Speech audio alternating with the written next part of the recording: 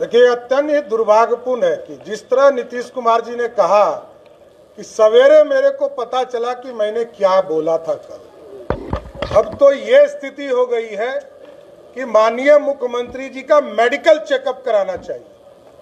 और medical checkup यदि 12 घंटे के बाद किसी मुख्यमंत्री को ये पता चले कि मैं क्या बोल रहा हूं, इससे बड़ा शर्मसार क्या हो सकता है।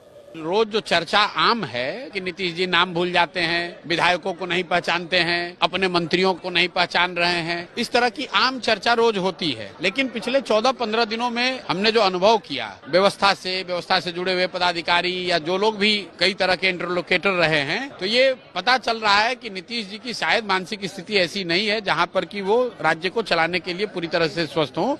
ऐसा लोगों का स्पेकुलेशन है। तो मैं ये कह रहा हूँ कि सरकार को चाहिए, नीतीश कुमार को चाहिए कि वो मानसिक तौर पे स्वस्थ है, इस बात को सर्टिफाई कर दें कोई डॉक्टर। मेरी पार्टी पूरी तरीके से हम लोग छात्रों के साथ हैं। स्टैंड की आपने बात कही, मैं मानता हूं कि कहीं ना कहीं इस परीक्षा में धांधली हुई है, कुछ तो अनियमितता बरती गई है, जिसके परिणाम स्वरूप री एग्जामिनेशन की नौबत आई। कंसर्न इस बात को लेकर और ज्यादा बढ़ जाता है कि जब आप एक ही परीक्षा को 2 बार कराते हैं और जब आप दूसरी बार कराते हैं तो सर्टेन सेक्शन ऑफ बच्चों के लिए आप कराते हैं, आप पूरे उसके लिए आप दोबारा नहीं कराते, आप एक समूह के लिए आप दोबारा कराते हैं।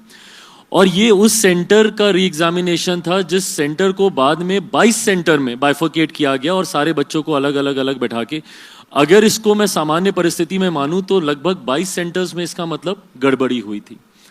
ऐसे में बीपीएससी की ये नैतिक जिम्मेदारी बनती है कि किसी भी बच्चे को कोई भी एडवांटेज ना मिले और सबके पास इक्वल प्लेइंग लेवल ग्राउंड हो, उसके लिए सारी परीक्षा दोबारा कराई जानी चाहिए थी। ये जिम्मेदारी बीपीएससी की बनती है।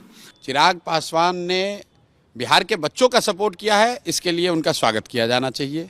मैं हमेशा कहता हूं, सुलझे हुए व्यक्ति हैं, सुलझे हुए नेता हैं, मेरे मित्र हैं, और अगेन थोड़ा देर से ही सही लेकिन उन्होंने बोला है तो बिल्कुल चिराग जी का स्वागत कर रहे हैं। और ये कहीं ना कहीं अब आप लोगों को एनडीए के घटक दलों को पूछना है कि भाई अभी तक तो विपक्ष बोल रहा था, अभी तक तो प्रशांत किशोर बोल रहे थे, अभी तक तो बच्चे बोल रहे थे, अब तो भारत सरकार में मंत्री, केंद्र में और राज्य में आपके सहयोगी दल के नेता बोल रहे हैं कि बीपीएससी के परीक्षा में अनियमितता हुई है, धांधली हुई है और री एग्ज़ाम होना चाहिए। तो उसका जवाब अब भाजपा के नेता दें, उसका जवाब जदयू के नेता दें।